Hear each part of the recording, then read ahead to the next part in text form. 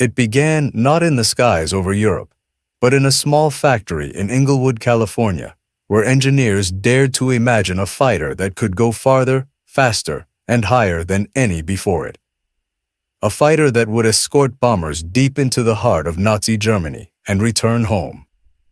A fighter that would turn the tide of the greatest air war in history. A fighter that would become a legend.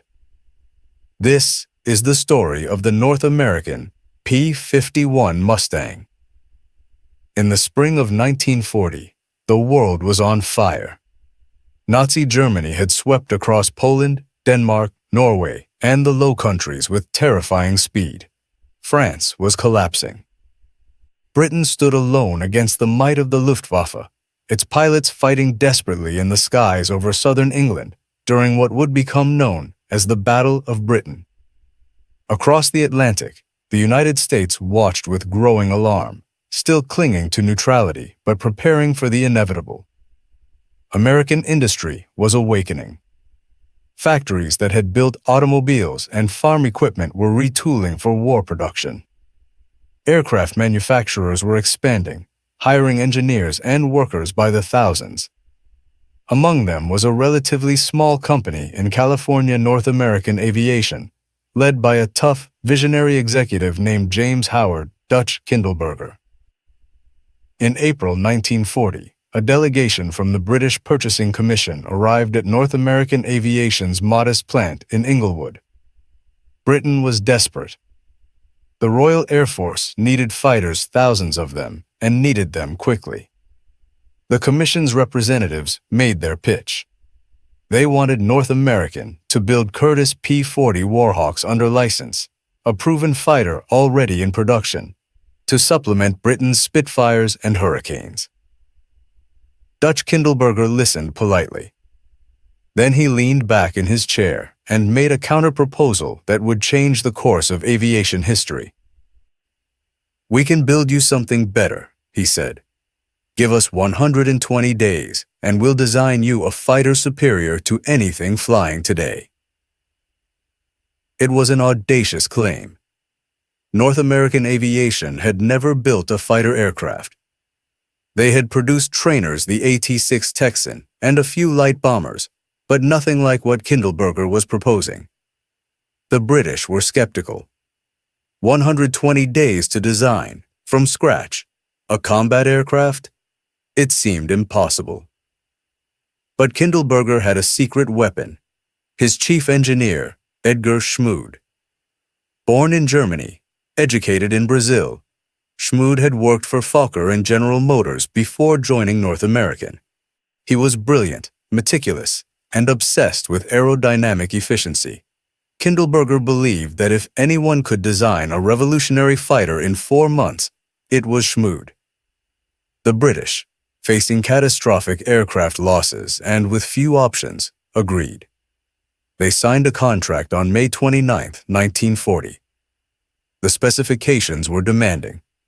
The fighter had to reach 400 miles per hour, climb to 20,000 feet in 6 minutes, and possess long range and heavy armament. Most importantly, it had to be producible in large numbers, quickly and cheaply. Schmood and his team went to work immediately. They had no time for prototypes or wind tunnel testing of multiple designs. Every decision had to be right the first time. Schmood began with the most critical element, the wing. He designed what would become one of the most efficient airfoils ever created, a laminar flow wing with a relatively thin profile that minimized drag. Unlike conventional wings where airflow became turbulent quickly, the laminar flow design kept air flowing smoothly over much of the wing's surface, reducing drag dramatically and increasing speed and range. The fuselage was equally innovative. Schmood designed it around the pilot and the engine, keeping it as narrow and streamlined as possible. The radiator, often a source of significant drag on fighters, was positioned under the fuselage in a carefully designed duct that actually created slight thrust by accelerating the heated air exiting behind it. This Meredith effect, as it was called, turned a necessary evil into an advantage. For the engine, North American chose the Allison V1, 1710, a liquid-cooled V12 that produced 1,150 horsepower. It was powerful, reliable, and readily available critical factors given the time constraints. The armament would consist of 4.50 caliber Browning machine guns, 2 in each wing, with provisions for more if needed. The fuel tanks would be large, giving the fighter exceptional range. By late summer 1940, as the Battle of Britain raged over the English Channel, the prototype was taking shape in Inglewood. Workers labored around the clock, fabricating parts, riveting aluminum sheets, installing systems. On September 9, 1940, just 102 days after the contract was signed, 18 days ahead of schedule, the prototype was rolled out of the hangar. It was beautiful, sleek and purposeful, with a long nose, elegant wings, and a greenhouse-style canopy that gave the pilot exceptional visibility. The British had requested it be named Mustang, after the wild horses of the American West. It seemed fitting. On October 26, 1940, test pilot Vance Breese climbed into the cockpit of the NA-73X, the prototype's designation for its maiden flight. The Allison engine roared to life with a deep, powerful growl.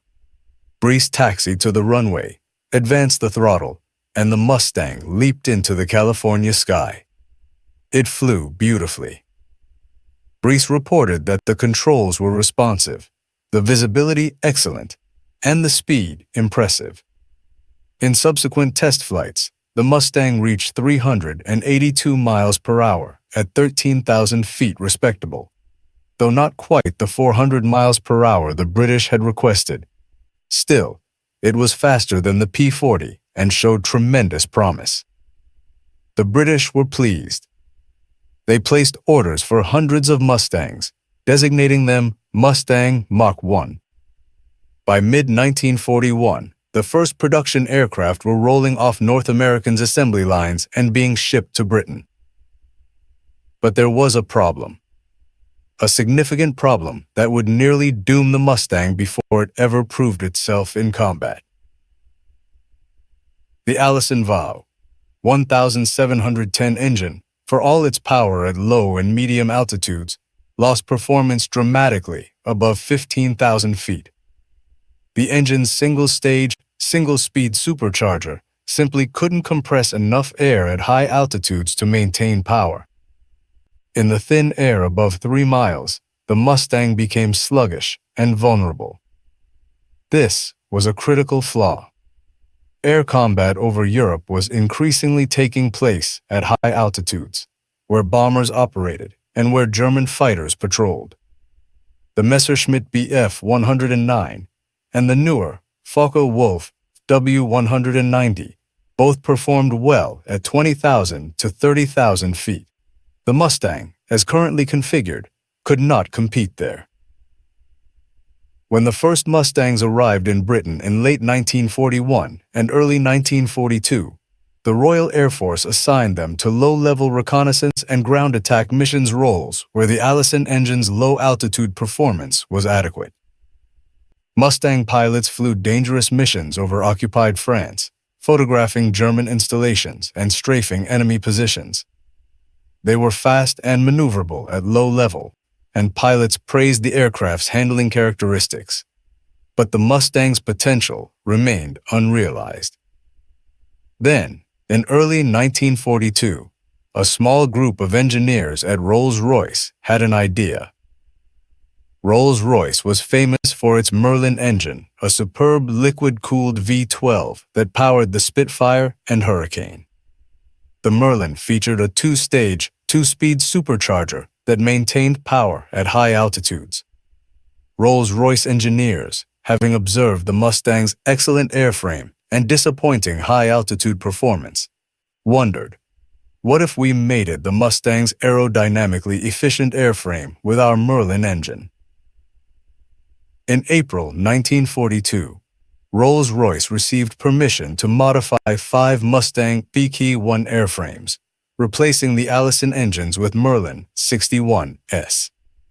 The modification required extensive changes to the engine mounts, cooling systems, and propeller, but the Rolls-Royce team worked quickly. On October 13, 1942, test pilot Ronald Harker climbed into the first Merlin-powered Mustang and took off from Hucknall Aerodrome. What happened next would change the course of the air war. Harker later wrote in his report, "The aircraft was transformed. Below 20,000 feet, it was as good as the Allison version. Above that altitude, it was in a class of its own." The Merlin Mustang could reach 441 miles per hour at 29,800 feet, making it one of the fastest fighters in the world at high altitude. Its rate of climb improved dramatically. Its service ceiling increased to over 41,000 feet. Combined with its already exceptional range and handling characteristics, the Merlin Mustang had become the complete fighter capable of dogfighting German aircraft at any altitude while possessing the range to escort bombers deep into enemy territory. Word of the transformation reached the United States Army Air Forces, which had been watching the Mustang's development with mild interest. Now, suddenly, they were very interested indeed. Because by late 1942, the U.S. 8th Air Force in England was facing a crisis that threatened to make daylight strategic bombing impossible. American doctrine called for precision daylight bombing of military and industrial targets in occupied Europe and Germany. Unlike the British, who bombed at night to avoid German fighters, the Americans believed their heavily armed B-17 Flying Fortresses and B-24 Liberators could defend themselves in daylight, flying in tight formations where their combined firepower would deter enemy fighters. They were wrong. German fighter pilots, flying Bf-109S and Fw-190S, quickly developed tactics to attack the bomber formations. They approached head-on, where the bombers' defensive armament was weakest, firing their cannons and then diving away before the bomber gunners could return effective fire. Despite the bombers' .50 caliber machine guns bristling from every angle, losses mounted. The problem was simple and brutal. The bombers had no fighter escort over Germany. The Republic P-47 Thunderbolt, the primary American fighter in Europe, was an excellent aircraft, tough, powerful, and heavily armed, but it lacked range. Even with drop tanks, P-47S could escort bombers only to the German border before having to turn back. The Supermarine Spitfire, flown by the RAF, had even less range. Once the bombers penetrated deep into Germany, they were on their own. And the Germans knew it. Luftwaffe fighter units held back until the American escorts turned for home, then swarmed the bombers in force. Mission after mission ended in catastrophic losses. On August 17, 1943, the 8th Air Force launched a massive raid against the ball-bearing factories at Schweinfurt and the Messerschmitt factory at Regensburg, both deep inside Germany. Of the 376 bombers that set out, 60 were shot down, a loss rate of nearly 16%. Hundreds of American airmen died or were captured. The surviving crews were shaken. Several more missions like Schweinfurt, and there wouldn't be an 8th Air Force left. The losses culminated on October 14, 1943, in a second raid on Schweinfurt. Of 291 B-17S dispatched, 77 were shot down or damaged beyond repair. Another 121 sustained damage. Nearly 650 American airmen were killed or missing. The date became known as Black Thursday. Daylight strategic bombing seemed unsustainable. The Luftwaffe appeared to be winning the air war over Germany. The 8th Air Force desperately needed a long-range escort fighter that could accompany the bombers all the way to the target and back. They needed the Merlin Mustang. In the summer of 1943, even before Black Thursday, the U.S. Army Air Forces had contracted with North American Aviation to produce Merlin-powered Mustangs under the designation P-51B. The Merlin would be built under license in the United States by Packard Motor Company, designated the V1650. North American's factories in Inglewood, California, and a new plant in Dallas, Texas, ramped up production rapidly.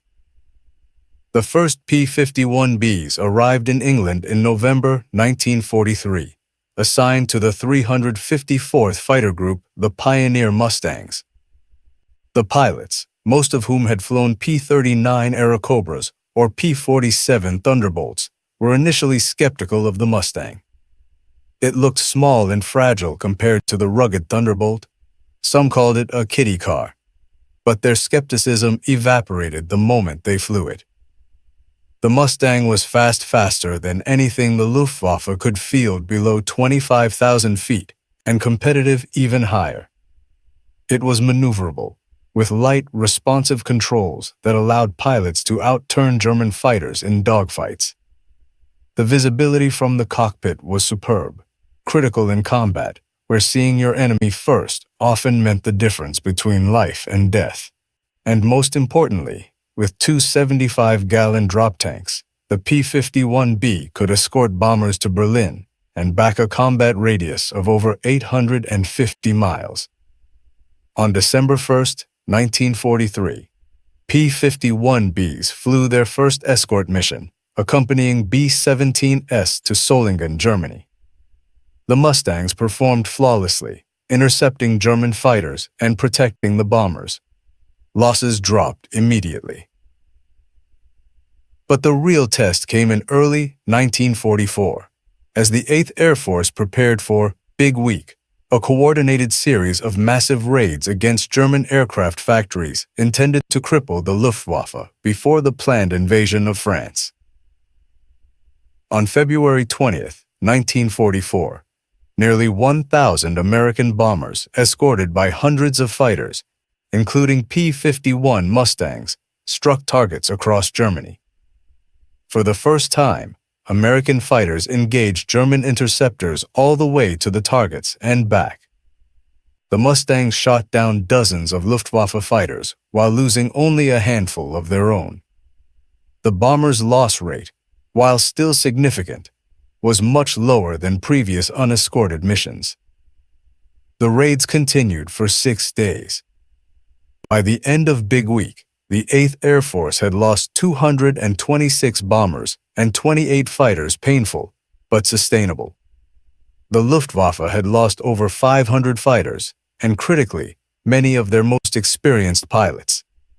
German aircraft production, while damaged, would actually increase in coming months due to dispersal and hidden factories. But the loss of veteran pilots, men who had fought since 1939 and 1940, could not be replaced. The Luftwaffe was bleeding to death. And the P-51 Mustang was the blade doing the cutting. Among the American pilots flying Mustangs in the winter and spring of 1944 was a young lieutenant from West Virginia named Charles Elwood "Chuck" Yeager. Yeager had arrived in England in late 1943 as a P-51 pilot with the 357th Fighter Group. On March 4, 1944, flying his Mustang, Glamorous Glenn, named after his girlfriend, Glennis Yeager, shot down his first enemy aircraft, a Bf-109, during a mission over France. The next day, March 5th, Yeager and his squadron were escorting bombers near Bordeaux when a formation of German fighters attacked. In the swirling dogfight that followed, Yeager maneuvered onto the tail of a Bf-109, fired a long burst, and watched the German fighter explode. Minutes later, he destroyed another. 2 kills in one mission. But as he turned to rejoin his squadron, Yeager felt a sharp impact. A German fighter he hadn't seen had put cannon rounds into his Mustang. The engine was smoking, the cockpit filling with fumes. Yeager knew he had seconds before the aircraft exploded or the engine seized. He rolled the Mustang inverted and pulled the canopy release. The canopy flew off, and Jaeger tumbled out into the freezing air at 20,000 feet. His parachute opened, and he drifted down toward occupied France, watching his beloved Mustang spiral down in flames. Jaeger landed in a forest, evaded German patrols, and was hidden by French resistance fighters. Over the next 2 months, he was smuggled through France and across the Pyrenees into Spain, eventually making his way back to England. Regulations prohibited pilots who had evaded capture from returning to combat. They knew too much about resistance networks and could compromise them if shot down and interrogated. But Jaeger appealed directly to General Dwight D. Eisenhower, Supreme Commander of Allied forces in Europe, arguing that his combat experience was too valuable to waste. Eisenhower agreed, and Jaeger returned to the 357th Fighter Group. He would go on to shoot down 11.5 German aircraft, including 5 in a single day on October 12, 1944, and become one of the war's aces. After the war, Jaeger would achieve immortal fame as the first pilot to break the sound barrier in the Bell X-1. But in 1944, he was just one of thousands of young American pilots flying Mustangs into the skies over Europe, fighting to win the air war. Another was Captain Don Gentile of the 4th Fighter Group. Gentile, the son of Italian immigrants from Piqua, Ohio, had joined the Royal Air Force before America entered the war, flying Spitfires in the Eagle squadrons. When the Eagle squadrons were transferred to the U.S. Army Air Forces in 1942, Gentile found himself flying P-47 Thunderbolts.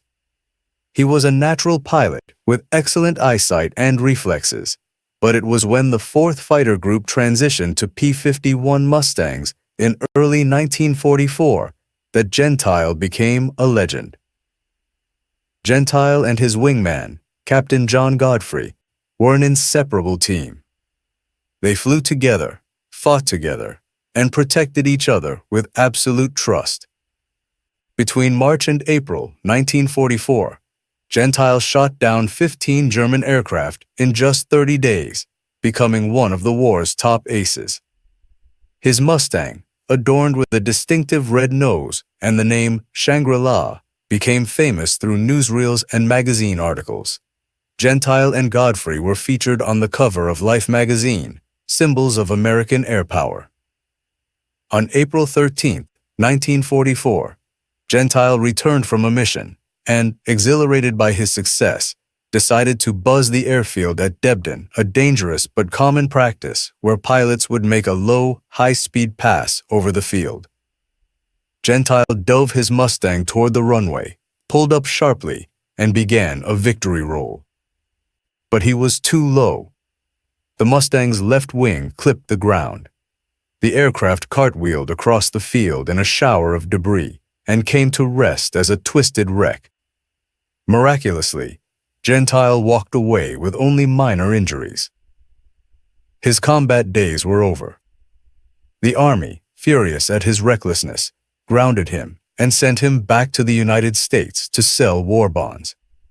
Gentile had destroyed 21.83 German aircraft in the air and 7 on the ground, making him one of America's top aces. But his war ended not in a blaze of glory over Germany, but in a crumpled wreck on an English airfield. As spring 1944 turned to summer, the P-51 Mustang force in Europe grew rapidly. New fighter groups equipped with Mustangs arrived monthly. Production at North American's plants exceeded 500 aircraft per month. And in April 1944, a new variant entered service that would become the most iconic version of the Mustang, the P-51D. The P-51D featured several improvements over the B and C models. Most visibly, it replaced the original framed canopy with a bubble canopy that gave the pilot 360-degree visibility, a critical advantage in combat. The armament increased from 4.50 caliber machine guns to 6, with more ammunition per gun. The gun sight was upgraded to the K-14, a gyroscopic computing sight that automatically calculated the correct lead angle for deflection shots.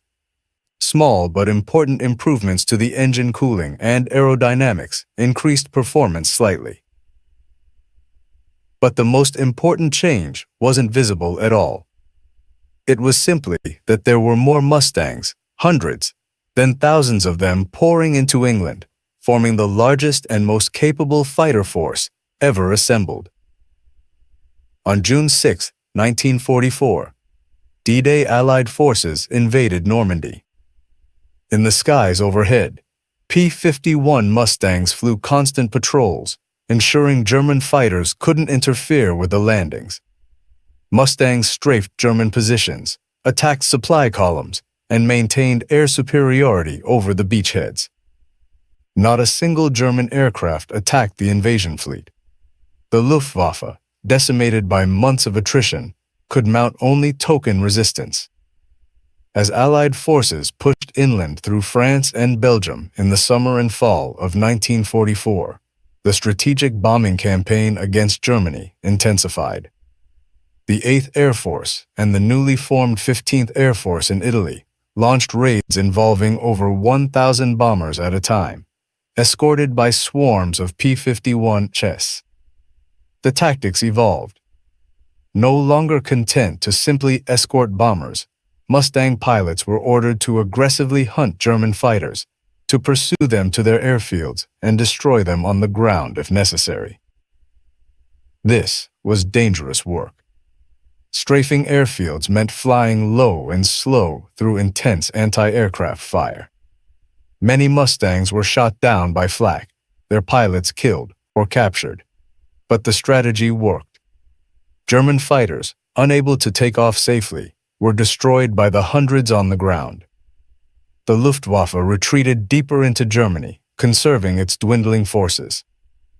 One of the most successful Mustang pilots of this period was Major George Preddy of the 352nd Fighter Group. Preddy, from Greensboro, North Carolina, was a meticulous pilot who studied German fighter tactics obsessively. He believed in discipline, teamwork, and marksmanship, hitting the enemy with short, accurate bursts rather than spraying ammunition wildly. His Mustang, Cripes a Mighty Third, was painted with distinctive red and white stripes on the nose. On August 6, 1944, Preddy shot down 6 German fighters in a single mission, a feat accomplished by only a handful of pilots in the entire war. By December 1944, Preddy had 26.83 confirmed kills, making him the top-scoring P-51 ace in the European theater. On Christmas Day, 1944, during the Battle of the Bulge, Preddy was flying patrol when he spotted German Focke-Wulf FW-190S attacking Allied positions. He dove to intercept, shooting down 2 German fighters. But in the confusion of low-altitude combat, Preddy's Mustang was hit by friendly fire from American anti-aircraft guns. The aircraft crashed near Liège, Belgium.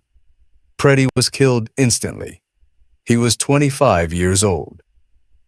His death was a tragic reminder that even the best pilots, in the best aircraft, were never truly safe. The skies over Europe in 1944 and 1945 were a chaotic, deadly environment where a moment's inattention or a stroke of bad luck could end a life in an instant. But the Mustangs kept flying, and the air war kept turning in the Allies' favor. By early 1945, the Luftwaffe was a shadow of its former self. Fuel shortages grounded entire fighter units. Experienced pilots were dead, or too few to train replacements effectively. The new German jet fighters, the Messerschmitt Me 262 and Arado R 234, were revolutionary, but produced in small numbers and hampered by unreliable engines and lack of fuel.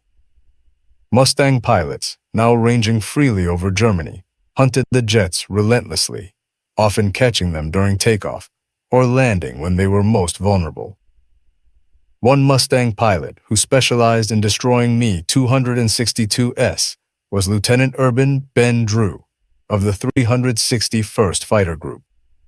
On October 7, 1944, Drew encountered two Me-262S near an airfield in eastern Germany. The jets were faster than his Mustang, cruising at over 500 miles per hour, but Drew used superior tactics. He anticipated their flight path, positioned himself between the jets and their base, and attacked as they slowed to land. Drew shot down both jets, one of the few pilots to destroy two Me-262S in a single mission. The strategic bombing campaign, once so costly and uncertain, had become a systematic dismantling of Germany's war economy. Refineries, factories, rail yards, and cities were bombed with near impunity. The Luftwaffe could no longer mount effective resistance. And the P-51 Mustang, more than any other aircraft, had made it possible.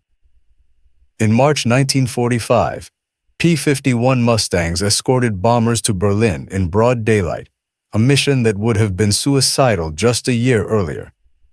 The German capital's anti-aircraft defenses were still formidable, and bombers were lost to flak. But not a single bomber was shot down by German fighters. The Luftwaffe had been destroyed.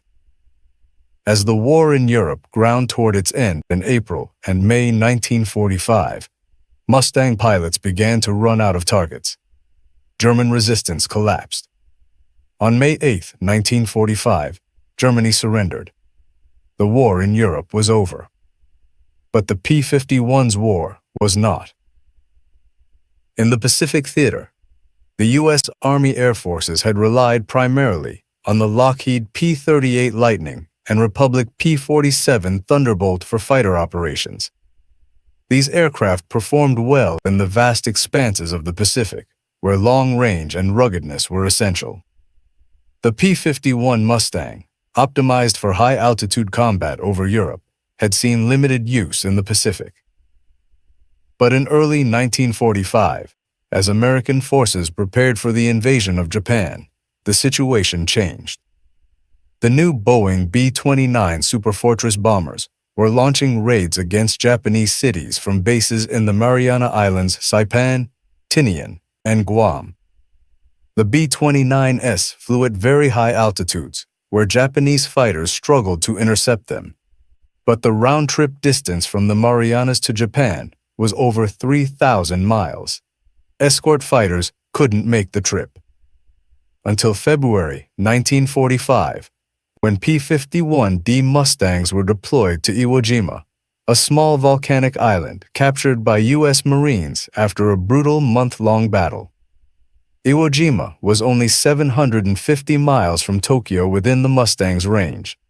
On April 7, 1945, P-51S flying from Iwo Jima escorted B-29S to Japan for the first time. It was a mirror of the European campaign, long-range escorts protecting bombers deep in enemy territory. Japanese fighters rose to intercept, and Mustangs shot them down. The Japanese, like the Germans before them, discovered that the Mustang was faster, more maneuverable, and flown by pilots with better training and more experience.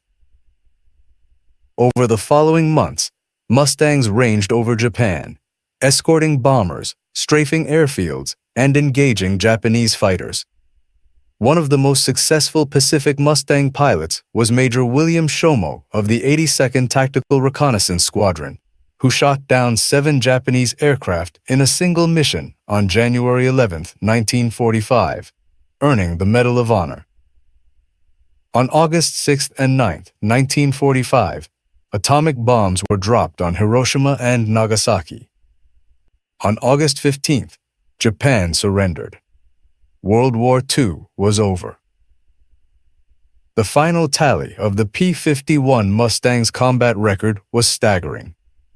Mustangs had destroyed nearly 5,000 enemy aircraft in the air and over 4,000 on the ground. They had flown over 213,000 combat sorties in Europe alone. The loss rate was relatively low, testament to the aircraft's performance and the skill of its pilots. 15 Mustang pilots earned the Medal of Honor. Hundreds more became aces. But numbers, as impressive as they are, don't capture what the Mustang truly meant. It meant that young men like Chuck Yeager, Don Gentile, George Preddy, and thousands of others could climb into a machine made of aluminum and steel, soar 6 miles high into a sky filled with tracer fire and exploding flak, and fight with a reasonable chance of survival. It meant that bomber crews, men like the ball turret gunners, crammed into tiny glass spheres beneath B-17s, the navigators calculating courses over blacked-out Europe, the pilots holding formation through storms of enemy fire, had guardians watching over them. It meant that the tide of the air war, once so desperately against the Allies, had turned decisively. The Mustang was the right aircraft at the right time. Its combination of speed, range, maneuverability, and firepower was unmatched. It could dogfight with German fighters at high altitude, escort bombers to the furthest targets, and survive the brutal attrition of daily combat.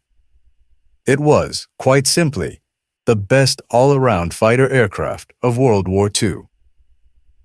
And it was built in astonishing numbers.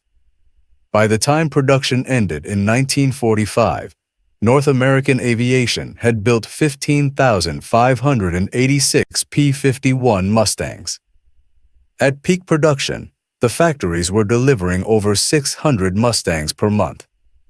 The assembly lines ran around the clock, staffed largely by women, Rosie the Riveters, who built these beautiful, deadly machines with skill and precision.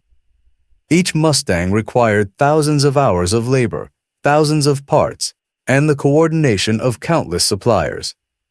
It was an industrial achievement as impressive as the aircraft's combat record. After the war, thousands of Mustangs were declared surplus and sold off cheaply or simply scrapped.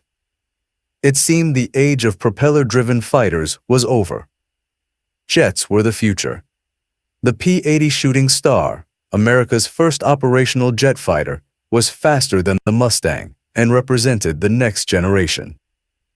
But the Mustang wasn't finished yet. In 1950, North Korea invaded South Korea, and the United States found itself in a new war. The initial months of the Korean War were chaotic. American forces, unprepared for a ground conflict, scrambled to deploy troops and equipment.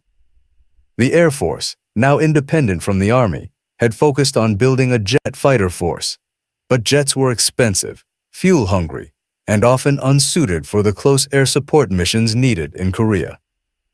So the Mustang came out of retirement.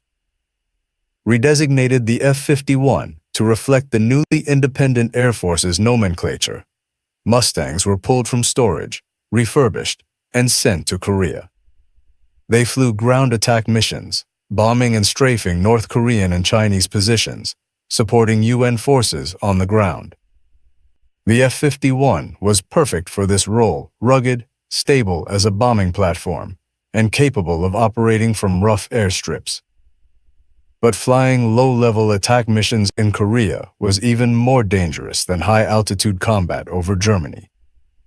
Anti-aircraft fire was intense.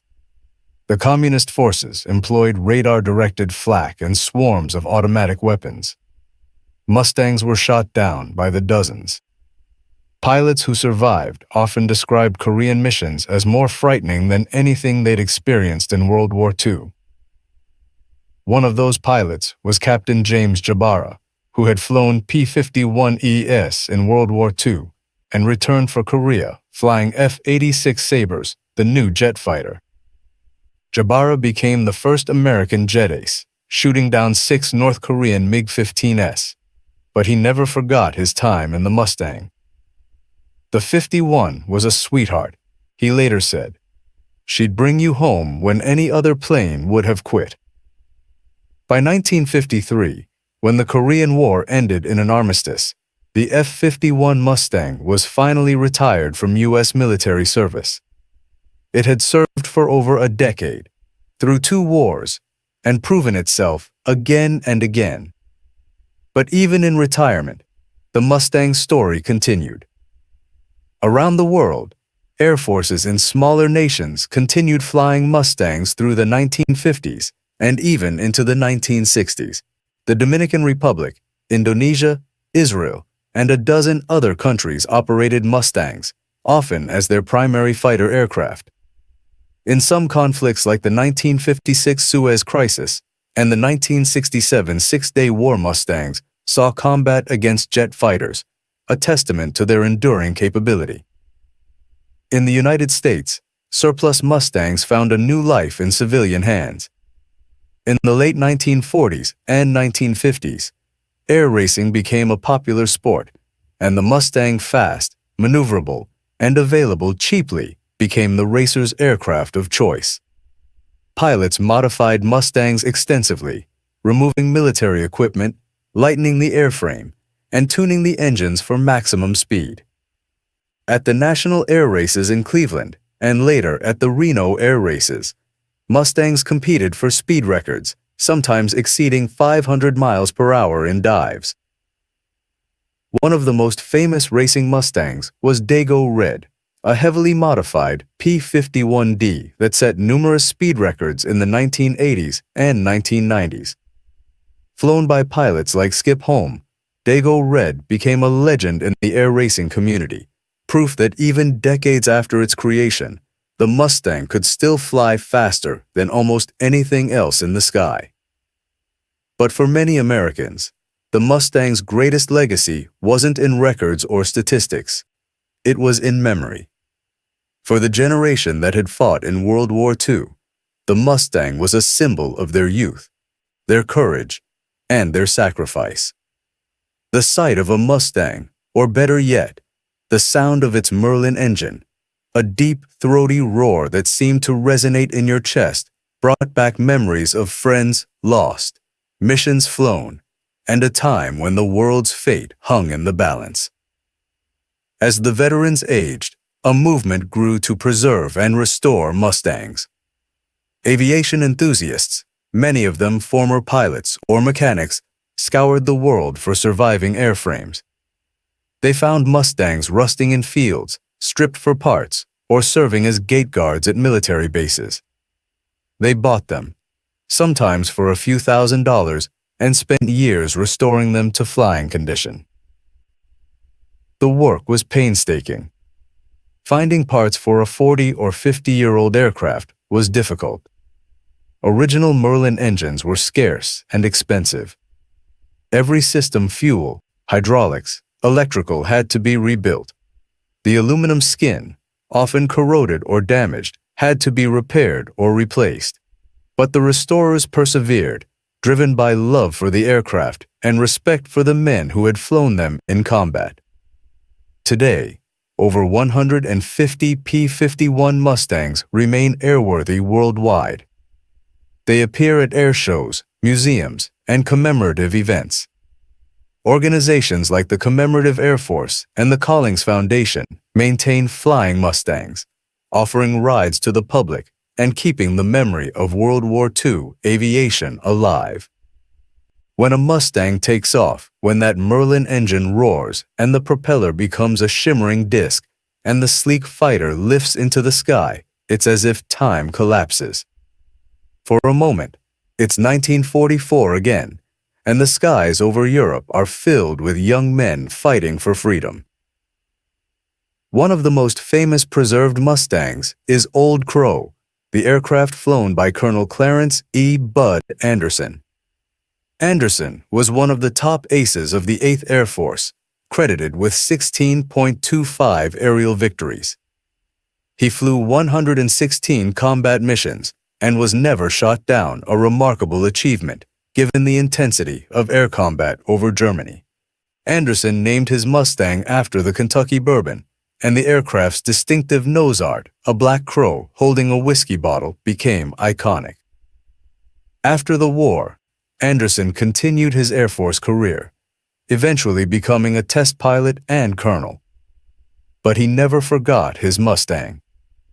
In 2001, at age 79, Anderson was reunited with Old Crow, not the original, which had been scrapped after the war, but a meticulously restored P-51D painted in the exact markings of his wartime aircraft. Anderson climbed into the cockpit, started the engine, and flew again. Watching from the ground, observers saw tears streaming down the old pilot's face as he taxied back after the flight. "It was like seeing an old friend," Anderson said later. All the memories came back. Anderson lived to be 102 years old, passing away in 2024. He spent his final decades speaking at schools, air shows, and veterans events, sharing his experiences and ensuring that a new generation understood what the Mustang and the men who flew it had accomplished. His story, like that of thousands of other Mustang pilots, is a reminder that machines, no matter how impressive, are ultimately just tools. It's the people who use them that make history. The engineering achievement represented by the P-51 Mustang cannot be overstated. Edgar Schmood and his team at North American Aviation created an aircraft that pushed the boundaries of what was possible with 1940s technology. The laminar flow wing reduced drag to unprecedented levels. The cooling system turned a liability into an asset. The overall design achieved a balance of speed, range, handling, and firepower that no other fighter of the era matched. But the Mustang's success wasn't just about engineering.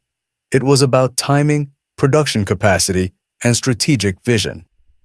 It was about the British recognizing the potential of mating the Mustang airframe with the Merlin engine.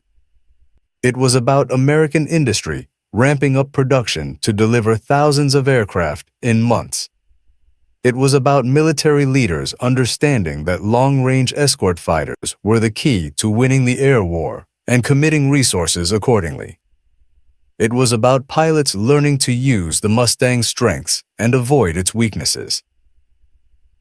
The Mustang did have weaknesses. Early models suffered from gun jamming at high altitude due to inadequate heating. The ammunition capacity, while improved in the P-51D, was still limited. A Mustang pilot firing all 6 guns simultaneously would exhaust his ammunition in about 20 seconds. The aircraft was vulnerable to ground fire, particularly in the cooling system. A single hit that punctured a coolant line could force the engine to overheat and seize within minutes. And despite its speed and maneuverability, the Mustang could still be outperformed by certain German fighters in specific situations. The FW-190D9, for instance, could outdive the Mustang. But these weaknesses were manageable. Pilots learned to fire in short bursts to conserve ammunition. They avoided prolonged low-altitude operations where ground fire was most dangerous. They used tactics that played to the Mustang's strengths: energy fighting, diving attacks, and teamwork. And most importantly, they had numbers on their side. By mid-1944, for every German fighter that took off, there were multiple Mustangs in the sky.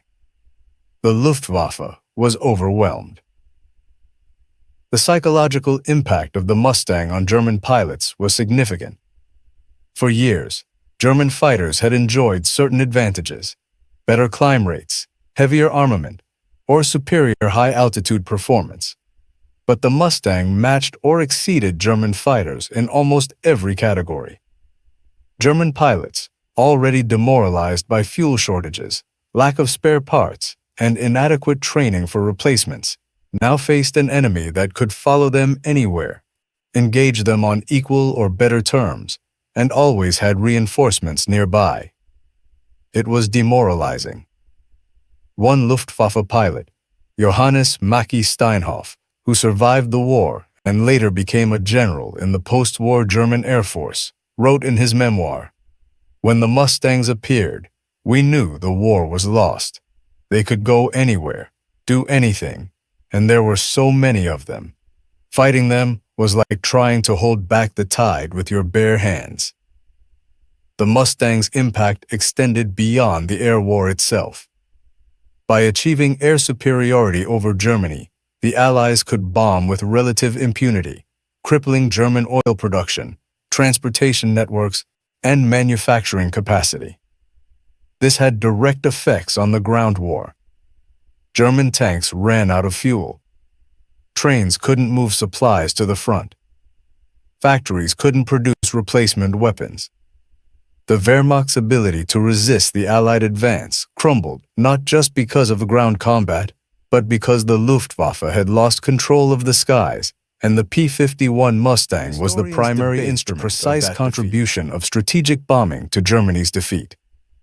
Some argue that the bombing campaign's effect on German morale and production was overstated. Others maintain that without the systematic destruction of German industry and infrastructure, the war would have lasted years longer and cost hundreds of thousands more lives. What's undeniable is that by 1945, Germany's war economy was in ruins, its cities devastated, and its ability to wage modern warfare destroyed. And the Mustang made that possible by allowing Allied bombers to operate over Germany in daylight, in clear weather, hitting targets with precision. The legacy of the P-51 Mustang extends into the jet age and beyond. The lessons learned from the Mustang's design, the importance of aerodynamic efficiency, the value of range and endurance, the need for pilot visibility and ergonomics influence post-war fighter development. The North American F-86 Sabre, America's premier fighter of the Korean War, was designed by many of the same engineers who created the Mustang, and it showed. The F-86 featured a similar attention to clean aerodynamics, excellent handling characteristics, and pilot-friendly design. In modern air forces, the concept of air superiority controlling the skies over the battlefield to allow friendly aircraft to operate freely while denying that freedom to the enemy remains fundamental. The P-51 Mustang pioneered this concept in practice. Before the Mustang, fighters were primarily defensive, protecting bombers from immediate attack. The Mustang transformed fighters into offensive weapons that hunted enemy aircraft aggressively, pursued them to their bases, and destroyed them on the ground. This aggressive approach to air warfare became doctrine for every air force that followed. The cultural impact of the Mustang is equally significant. In the decades after World War II, as the veterans returned home and America entered the Cold War era, there was a tendency to romanticize the air war over Europe. Hollywood produced dozens of films featuring aerial combat, and the P-51 Mustang became an icon of American power and ingenuity. Films like Fighter Squadron, 1948, 12 O'Clock High, 1949, and later, The Big Show, showcased the Mustang and the men who flew it. But the romanticization sometimes obscured the brutal reality. Flying combat missions over Germany was terrifying, exhausting, and deadly. Pilots watched friends die, aircraft exploding in flames, spinning out of control, or simply disappearing into clouds never to be seen again. They flew mission after mission, knowing that statistically, their odds of survival decreased with each one. Many suffered from what was then called combat fatigue, what we now recognize as post-traumatic stress disorder. The pressure was immense, and not everyone could handle it. Some pilots broke. They couldn't force themselves into the cockpit for one more mission. Others became reckless, taking unnecessary risks, almost welcoming the end. And some simply endured, day after day, mission after mission, until the war ended or their tour was complete. The Mustang gave them a chance, a better chance than pilots in lesser aircraft, but it couldn't protect them from fear, exhaustion, or the randomness of combat. Captain Bert Stiles, a B-17 pilot who later transitioned to flying P-51s with the 339th Fighter Group, captured this reality in his memoir, Serenade to the Big Bird, written in 1944. Stiles wrote beautifully about the experience of flight, the beauty of the European landscape seen from 6 miles high, and the camaraderie among pilots. But he also wrote honestly about fear.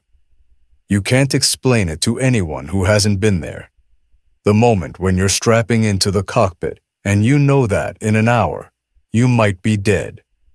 The wait for the engine to start, wondering if this will be the mission where your luck runs out. And then you're airborne, and the fear doesn't go away. It just changes shape.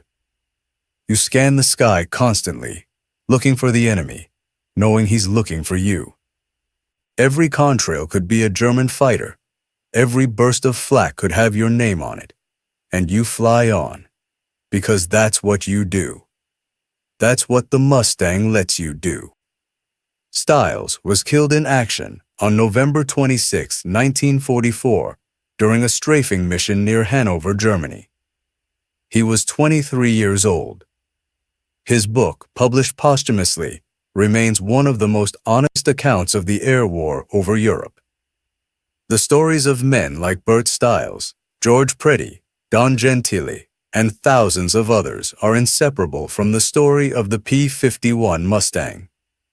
The aircraft was a tool, an instrument of war, but it was also a partner, a protector, and sometimes the only thing standing between a pilot and death. Pilots developed deep emotional connections to their Mustangs. They named them, painted them with elaborate nose art, and treated them with a respect bordering on affection. Chuck Yeager named his Mustangs Glamorous Glen after his girlfriend, later wife, Glennis. Bud Anderson flew Old Crow. Don Gentile flew Shangri-La. These weren't just identification markings. They were expressions of personality, hope, and humanity in the midst of mechanized slaughter. When a pilot's Mustang was shot up and had to be replaced, there was genuine sadness, as if a friend had been lost. This human element, the relationship between pilot and machine, is part of what makes the Mustang's story endure. Modern fighters are technological marvels, packed with computers, sensors, and weapon systems that would have been unimaginable in 1944. But they're also more abstract, more distant. The pilot is surrounded by displays and automation, interfacing with the aircraft through layers of technology. The P-51 Mustang was direct. You controlled it with stick and rudder, felt its responses through your hands and body, and heard and smelled the engine. Flying a Mustang was a visceral, physical experience. It demanded skill, attention, and courage, and it rewarded those qualities with performance that few aircraft before or since have matched. In 2009, a group of aviation historians and enthusiasts organized a commemoration flight across the Atlantic, retracing the route that newly built Mustangs would have taken during World War II from California to England via Canada, Greenland, and Iceland. 2 restored P-51Ds, flown by experienced warbird pilots, made the journey over 10 days, stopping at remote airfields and battling weather conditions that modern pilots, accustomed to GPS and radar, found challenging. The flight was more than a reenactment. It was a reminder of what the ferry pilots of World War II, many of them women in the Women Air Force Service Pilots, WASP, had accomplished routinely, delivering aircraft to war zones without fanfare or recognition. These pilots flew brand new Mustangs from the factory to departure points, sometimes encountering mechanical problems or bad weather, sometimes crashing and dying in accidents that received little attention. They didn't fire a shot in anger, but their contribution was essential. Without them, the fighters wouldn't have reached the war.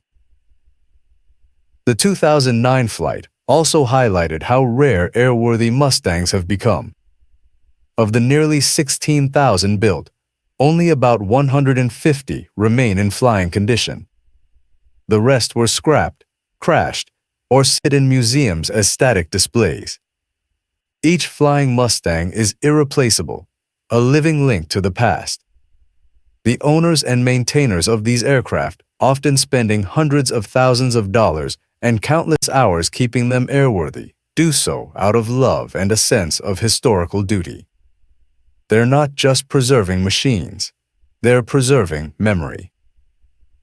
Every year, at air shows across America and Europe, crowds gather to watch restored Mustangs perform.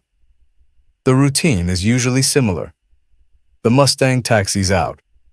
The pilot runs up the engine, and then with a roar that silences conversation, the fighter accelerates down the runway and leaps into the sky. It climbs steeply, rolls, loops, and performs maneuvers that showcase its agility and power. The sound is unforgettable, the deep, rumbling growl of the Merlin engine, punctuated by the sharp crackle as the pilot advances the throttle. For older spectators, especially World War II veterans, the sound and sight of a Mustang in flight can be overwhelming. Many cry, remembering friends who flew Mustangs and never came home, or recalling their own experiences in the skies over Europe or the Pacific. For younger spectators, it's a glimpse into a world they know only from history books and documentaries, a world of propeller-driven fighters, silk maps, and pilots who navigated by dead reckoning over hostile territory.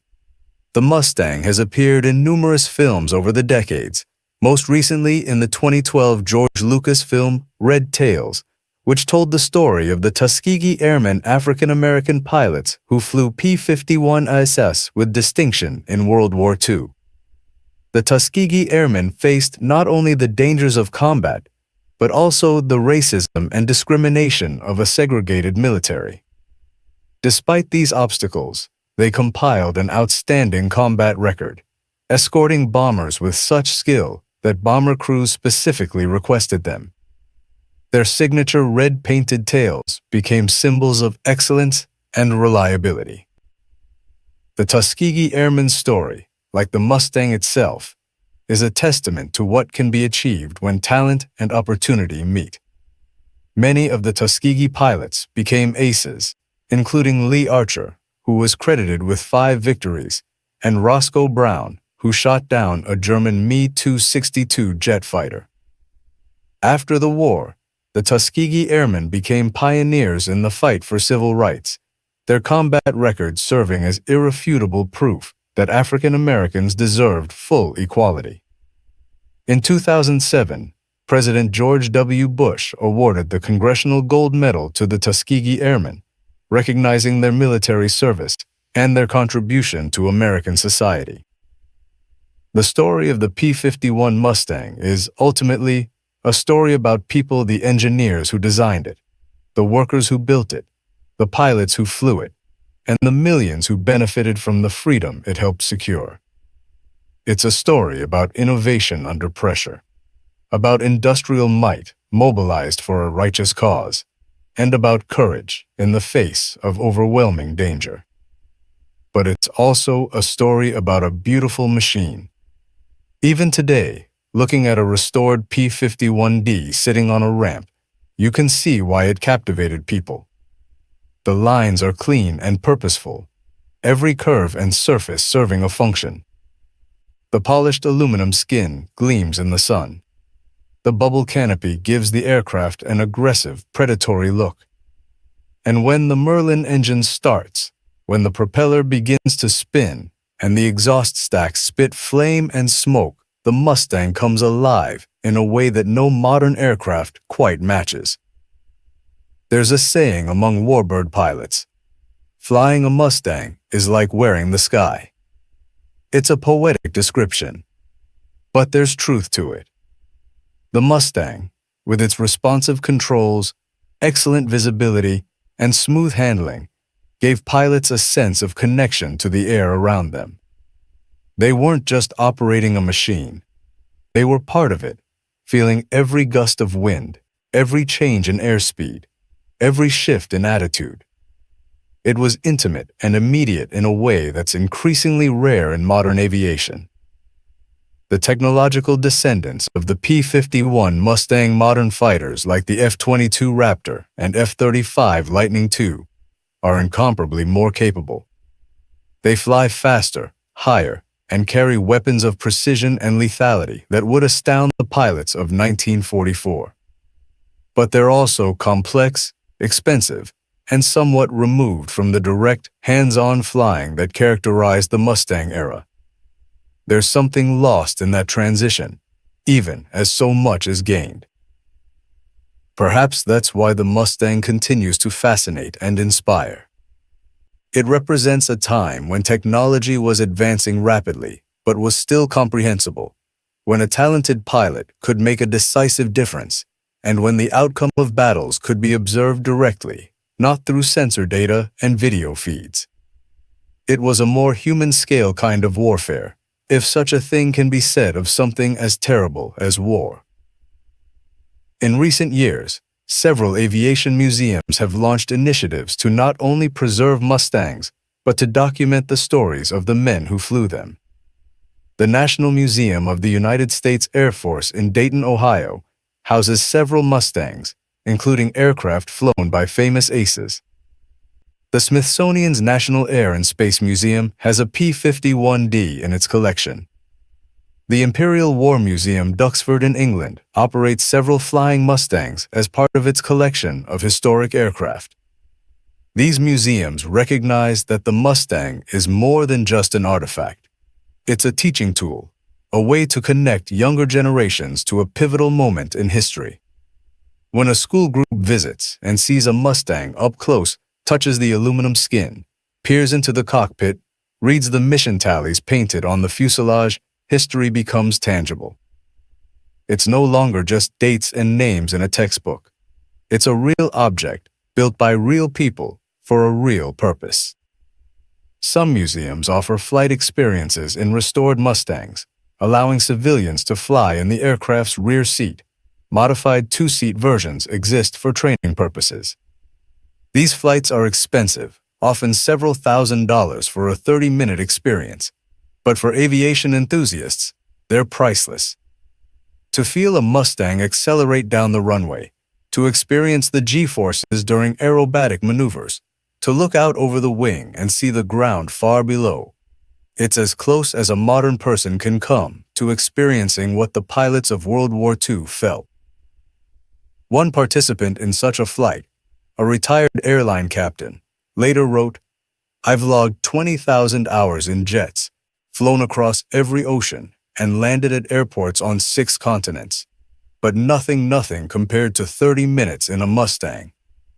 The power, the noise, the sheer mechanical honesty of it.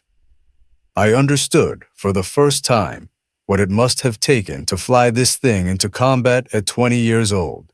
Those pilots were unbelievable." The engineering innovations pioneered in the P-51 Mustang influenced aircraft design for decades.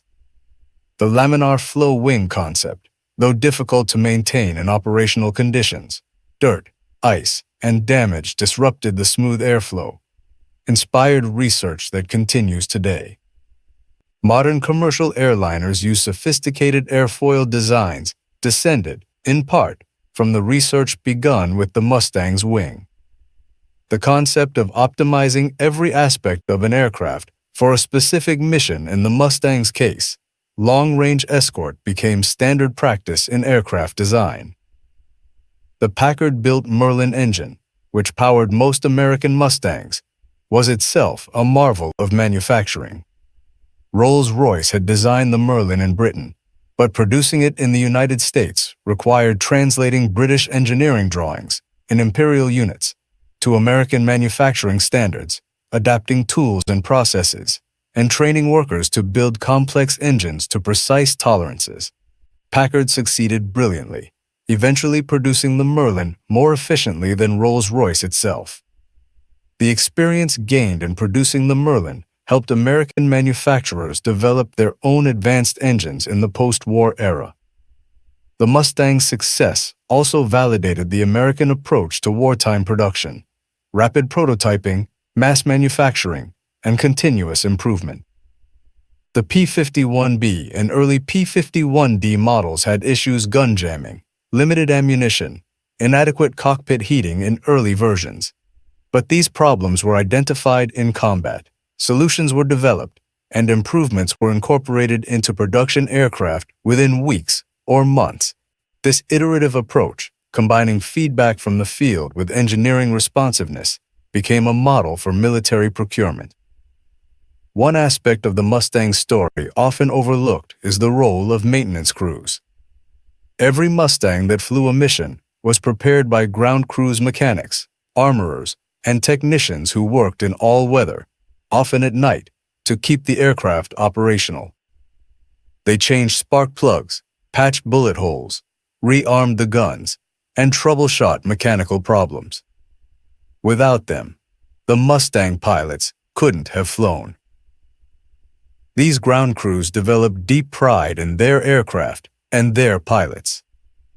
When a pilot returned safely, the crew celebrated. When a pilot didn't return, the crew mourned.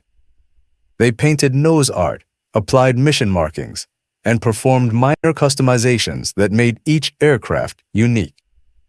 The relationship between pilot and crew was built on mutual respect and trust. A pilot trusted his crew to ensure his aircraft was mechanically sound. The crew trusted the pilot to bring their work and their aircraft home safely. Staff Sergeant Hubert Hugh Dow, a crew chief with the 4th Fighter Group, later recalled, "We worked 12, 14, sometimes 16-hour days in the cold and rain, keeping those Mustangs flying. When Don Gentile took off in Shangri-La, I knew every rivet, every wire, every system on that plane. I'd check them all. And when he came back with holes in the fuselage or a shot-up coolant line, we'd work all night to get it fixed for the next mission. That was our war. We didn't fire the guns, but we made sure they worked when the pilot needed them." As the 75th and 80th anniversaries of World War II pass, fewer and fewer veterans remain. The pilots who flew Mustangs in combat are nearly all gone. Chuck Yeager passed away in 2020 at age 97. Bud Anderson died in 2024 at 102. With their passing, the first-hand knowledge of what it was truly like to fly a Mustang in combat fades. We're left with memoirs, interviews, and documentaries valuable, but incomplete. This makes the preservation of flying Mustangs even more important. When a restored P-51 takes to the sky, it's not just a historical artifact on display, it's a living connection to the past. The sound of the Merlin engine, the sight of the aircraft performing the maneuvers it was designed for, the visceral impact of its presence, these things communicate across generations in ways words cannot. In 2020, during the COVID-19 pandemic, several organizations organized flyovers where restored warbirds, including Mustangs, flew over hospitals and communities to honor healthcare workers. The sight and sound of these historic aircraft brought people out of their homes, waving and cheering. For a moment, in a time of isolation and uncertainty, the Mustangs provided connection and hope, much as they had done 75 years earlier during another global crisis. The symbolism was powerful. The P-51 Mustang, which had helped defeat fascism and preserve freedom, was now honoring those fighting a different battle against a different enemy. It reminded people that challenges can be overcome, that sacrifice and service matter, and that the spirit embodied by those wartime pilots, courage, determination, and dedication to something larger than oneself, still inspires. In the end, the P-51 Mustang was more than just a machine of war. It was a symbol of American ingenuity and industrial might. It was proof that with vision, effort, and commitment, seemingly impossible challenges could be met. It was a tool that gave brave young men a fighting chance in the most dangerous environment imaginable. It was a work of art, beautiful in form and function, And it was a reminder of a generation that faced the greatest evil the world had seen and refused to surrender. The statistics and technical specifications tell part of the story. 15,586 built, 437 miles per hour top speed, 1,650-mile range, 4,950 enemy aircraft destroyed in the air. But numbers, as important as they are for history, can't capture the full truth. They can't convey what it felt like to be a 22-year-old pilot, 6 miles high over Germany, watching vapor trails converge as German fighters approached, knowing that in seconds you'd be fighting for your life. They can't express the relief of landing safely after a mission, the exhaustion of flying day after day, or the grief of learning that your wingman wouldn't be coming back. The human experience, fear, courage, loss, triumph, is at the heart of the Mustang story.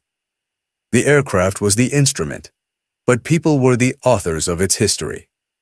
Engineers who designed it, workers who built it, pilots who flew it, crews who maintained it, and millions who lived in freedom because of it.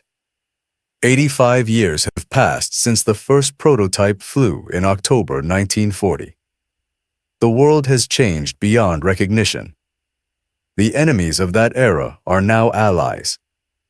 The technology that seemed so advanced then is primitive by today's standards. The young men who flew Mustangs in combat are nearly all gone, their voices fading into history. But on quiet airfields, on summer afternoons, restored Mustangs still take to the sky. Enthusiasts still spend years and fortunes bringing these aircraft back to life. Museums still display them with honor. And when a Mustang flies overhead, when that unmistakable sound of the Merlin engine echoes across the landscape, people stop and look up. They watch until the aircraft disappears from view, carrying with it the memory of a generation that changed the world. The P-51 Mustang was born from necessity, refined through innovation, and proven in the crucible of war. It saved countless lives by protecting bombers and defeating enemy fighters. It shortened the war and reduced suffering by achieving air superiority that allowed the systematic destruction of Nazi Germany's ability to wage war. And it endured, long after the conflict that created it, as a symbol of what humanity can achieve when challenged by existential threat.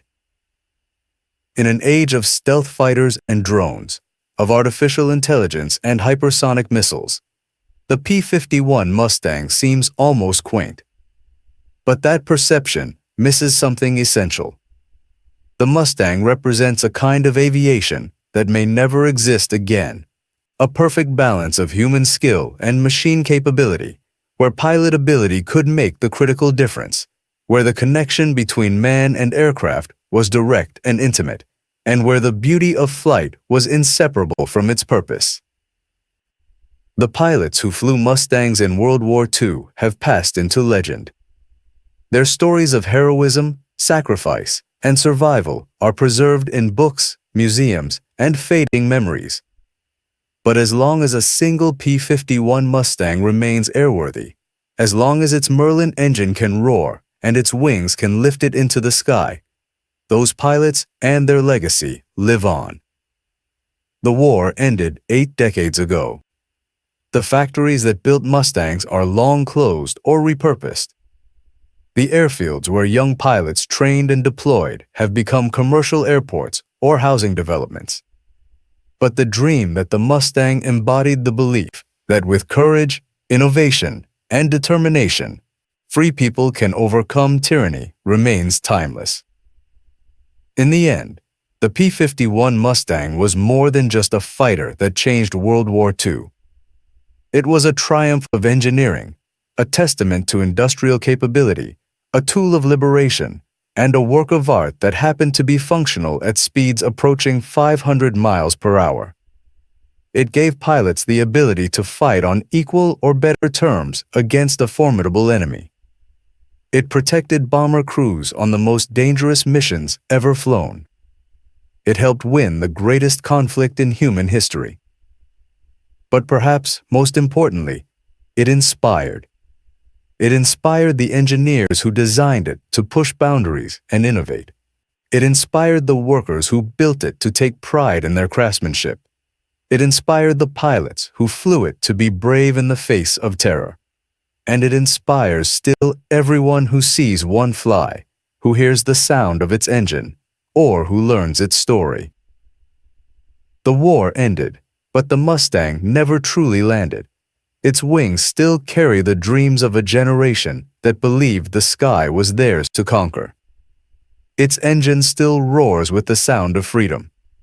And its legacy endures as a reminder that when humanity faces its darkest hours, when the stakes are highest and the odds seem impossible, ingenuity, courage, and unwavering determination can still prevail. 85 years later, the P-51 Mustang remains what it always was, not just a machine, but a symbol. A symbol of the best of what we can create, the best of what we can achieve, and the best of who we can be when challenged to defend what we hold most dear. And that is the story of the P-51 Mustang, America's fighter that changed World War II and changed the world forever.